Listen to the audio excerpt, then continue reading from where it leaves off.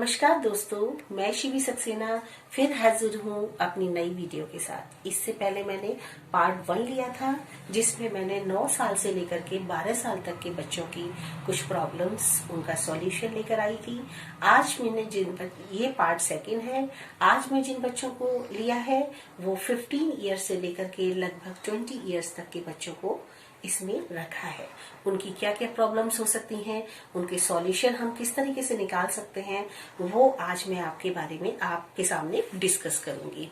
तो वही बात है कि मेन रूप से जो लोग हमारे इन बच्चों के लिए पार्ट अदा करते हैं वो होते हैं टीचर्स और पेरेंट्स, माँ बाप और अध्यापक। तो आज मैं आपके सामने इसमें जिस साइड को सबसे पहले लेना चाहती हूँ वो है हमारे टीचर्स। अध्यापकों की क्या भूमिका होती है, ये 15 साल 14 साल से लेकर के 20 साल तक के बच्चे, ये बच्चे ज्यादातर 8th 9th 11th 12th इसमें आते हैं। इस स्टैंडर्ड के बच्चे होते हैं ये। इन बच्चों की बढ़ती उम्र होती है तो इनको वॉचिंग की आवश्यकता ज्यादा पड़ती है। तो सबसे पहला पॉइंट मैं जो इसमें लेकर आई हूँ वो है मोरलिटी। चाहे आप किसी भी सब्जेक्ट के टीचर हैं, लेकिन अगर आप इस उम्र के बच्चों को पढ़ा रहे हैं तो एक टीचर होने के नाते हमारा फर्ज बनता है कि हम इनको डेली थोड़ा थोड़ा कुछ इनको मोरल सिखाएं जिससे कि ये बच्चे कुछ अच्छा करें। अगर आप डेली इन्हें कुछ ना कुछ बताएंगे, कुछ ना कुछ सिखाएंगे तो नेचुरली कि इनमें चेंजेस अपने आप ही आएंगे, क्योंकि ये बढ़ती उम्र के बच्चे होते हैं, इन्हें कुछ अलग से चाहिए होता है जो ये अपनी पर्सनैलिटी में गेन कर सकते हैं। तो सबसे पहला पॉइंट था इनका मोरलिटी। सेकेंड पॉइंट है वॉचिंग, वॉच करना। देखिए, हम सब्जेक्ट टीचर होते हैं, हम इस उम्र के बच्चों को एज ए टीचर पढ़ाते हैं। तो जो सब्जेक्ट टीचर्स या जो भी आपके टीचर्स हैं इन बच्चों को देखते हैं, इनके पास से होकर के गुजरते हैं, तो वो टीचर्स का एक फर्ज बनता है। स्कूल में बच्चा हमारे पास बहुत देर तक रहता है तो हमारा फर्ज बनता है कि हम बच्चों को वॉच करते रहें। ये उम्र कैसी होती है, ये उम्र बढ़ती उम्र होती है। इस उम्र में बच्चे गलतियां भी करते हैं और इस उम्र में बच्चे अपना कैरियर भी बना लेते हैं।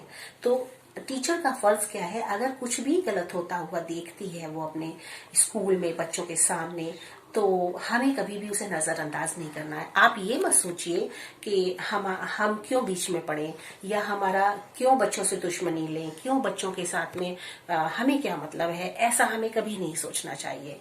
ये हमारा फर्ज होता है कि हम बच्चों को वॉच करें बहुत अच्छे से। अगर कुछ गलत है तो हमें बच्चों को तुरंत टोकना चाहिए। ये एक अच्छे टीचर की निशानी होती है। अगर आपने उसको वॉच करके भी, अगर आपने उसे देखा है कि बच्चा कुछ फ्रेंड सर्कल उसका गलत है या वो कुछ गलत बिहेव कर रहा है, कुछ भी है, और आपने उसको नजरअंदाज कर दिया, तो समझ लीजिए कि आपने बहुत बड़ा पाप किया है।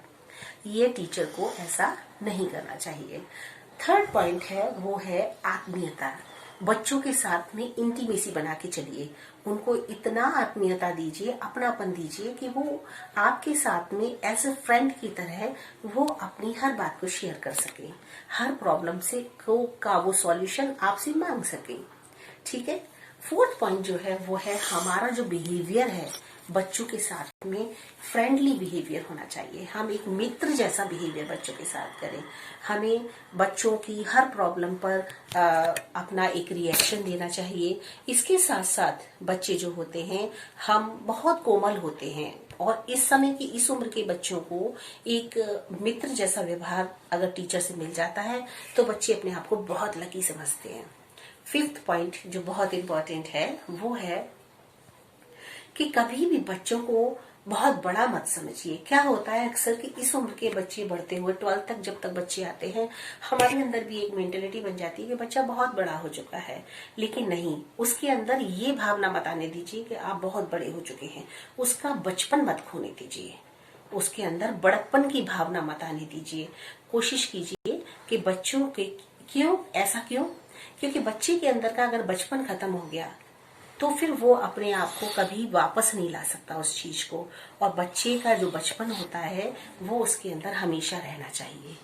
सिक्स्थ पॉइंट है जो बहुत इंपॉर्टेंट है वो ये है इस उम्र के बच्चों को ज्यादा आवश्यकता होती है, और किसी भी उम्र के बच्चों को आप देख लीजिए, इतनी उनको जरूरत नहीं होती है कि हम उन पर नजर रखें, लेकिन इस उम्र के बच्चों को बहुत ज्यादा जरूरत होती है एक साथ की, एक अच्छा गाइड करने वाले की। क्यों? क्योंकि इनके अंदर इमोशंस पैदा हो जाते हैं, ये इमोशनल फीलिंग्स पैदा समझने लगते हैं। तो अगर बच्चा इमोशनल हो गया है तो वो आपकी अच्छी बात को भी समझेगा, आपकी बुरी बात को भी समझेगा। तो ये चीज हमें ध्यान रखनी होगी कि बच्चों के साथ में हमें एक अच्छा सा व्यवहार करना होगा, उनके साथ में देख रेख एक आवश्यकता से ज्यादा करनी पड़ेगी। इसके बाद 7th पॉइंट जो है वो है कैरेक्टर। इस उम्र के बच्चे अपना कैरेक्टर किस तरह से अच्छा बना सकते हैं। चरित्र बहुत बड़ी चीज होती है, हम टीचर्स को बच्चों को जरूर समझाना चाहिए किस तरह से बच्चा अपना एक इमेज बनाता है, किस तरह से अपने चरित्र को स्ट्रांग बना सकता है, कैरेक्टर को स्ट्रांग बना सकता है। कौन कौन से ऐसे पॉइंट्स होते हैं, कौन कौन सी ऐसी बातें होती हैं जिनकी वजह से बच्चा एक अच्छे चरित्र का इंसान बन सकता है, तो वो हम टीचर्स ही बना सकते हैं। इसके बाद 8th पॉइंट है कि बच्चों को दोस्ती का मतलब समझाइए। फ्रेंडशिप क्या होती है, चाहे किसी की गर्लफ्रेंड है चाहे बॉयफ्रेंड है, वो बच्चे आजकल क्या समय है कि बच्चे सोचते हैं कि अगर हमने गर्लफ्रेंड या बॉयफ्रेंड को बना लिया तो आज के समय में हम बहुत मॉडर्न हो गए, है ना। नहीं, ऐसी बात नहीं है। हमें उन्हें ये समझाना चाहिए, वास्तविकता में दोस्ती का मतलब होता है कि जो आपको सही रास्ता दिखाए, आपको सही डायरेक्शन में ले जाए, आपको आगे बढ़ाए, वो आपकी दोस्ती के लिए अच्छा होता है। तो हमें बच्चों को दोस्ती का मतलब भी समझाना होगा। और इस उम्र के बच्चे, बस यही कुछ पॉइंट्स हैं जो मैं आपके साथ में टीचर साइड से देना चाहती थी। अब बात करूंगी मैं पेरेंट्स की। पेरेंट्स की क्या क्या भूमिकाएं हो सकती है। सबसे पहले आजकल के समय में माँ बाप दोनों ही बाहर जाते हैं, काम करते हैं, बच्चों के लिए उनके पास टाइम नहीं होता है ना। तो लेकिन हमें इस उम्र के बच्चों को टाइम देना पड़ेगा। मैं पेरेंट्स से रिक्वेस्ट करूंगी कि वो अपने बच्चों के लिए चाहे थोड़ा सा समय निकालें, लेकिन अपने बच्चों के लिए उन्हें टाइम निकालना ही पड़ेगा। उससे क्या होगा, आप अपने बच्चों के साथ में समय को डिवोट करेंगे तो बच्चे आपसे बहुत ज्यादा क्लोज होंगे, और वो क्लोजनेस बहुत जरूरी होती है। तो ये पेरेंट्स साइड बहुत अच्छी है, ये हर पेरेंट्स को ऐसा करना चाहिए।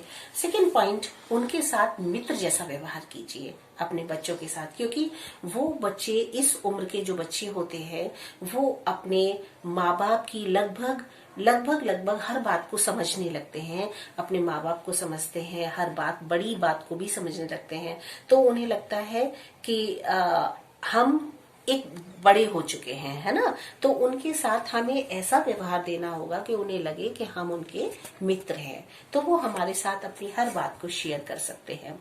थर्ड पॉइंट, हमें वही बात है, वॉचिंग। हमें बच्चों की हर बात पर नजर रखनी होगी। आप पेरेंट्स होने के नाते घर में भी माँ बाप की जिम्मेदारी बनती है कि बच्चों पर आप नजर रखिए। ये बात नहीं है, हमें अपने बच्चों पर विश्वास होता है, लेकिन दूसरों को पर हम विश्वास नहीं कर सकते। तो हमें अपने बच्चों की हर हरकत पर नजर रखनी चाहिए, ठीक है। और इसके साथ साथ आत्मीयता बना के रखिए, अपने बच्चों से इतना प्रेम बना के रखिए कि वो आपसे हर बात शेयर कर सके, आपसे कुछ भी वो छुपाए नहीं, ठीक है। और वही बात है, कभी उन्हें आभास ये न दिलाएं कि आप बड़े हो चुके हैं, आप ये नहीं कर सकते, आप वो नहीं कर सकते। ये ऐसा हमें नहीं बोलना है। हम ये शब्द तो उनसे कभी ना कहें कि बेटा आप तो इतने बड़े हो गए, तब भी आप, ये तो बहुत छोटे से बच्चे कर सकते थे, आप इतना भी नहीं कर सकते। ये शब्दों का यूज ना करें। हाँ, आप ये कहिए कि बच्चे ऐसा करो, ये करना अच्छा है, ठीक है। इसके साथ साथ एक 6th पॉइंट है, वो है आप बच्चे के साथ उस भाषा का यूज कीजिए जिस भाषा में आप चाहते हैं कि आपका बच्चा आपसे करे, तो आप उसी लैंग्वेज का बच्चे के साथ में यूज कीजिए। तो ये कुछ पॉइंट्स थे जो मेरी नजर में मुझे लगते थे बहुत इंपॉर्टेंट, बहुत अच्छे हैं, जिसे अगर एक अध्यापक होने के नाते, शिक्षक अगर इनको अपना लेगा तो स्कूल का वातावरण बहुत अच्छा हो सकता है, एटमॉस्फेयर बहुत अच्छा बन सकता है। तो ये सारे पॉइंट्स हैं मेरे जो मैं सेकंड पार्ट में आपको देना चाहती थी और मैंने आपको दिया है। और मैं कोशिश करूंगी कि आप मेरी इस पूरी वीडियो को पसंद करेंगे और प्लीज मुझे सब्सक्राइब करना बिल्कुल भी ना भूलें। Thank you.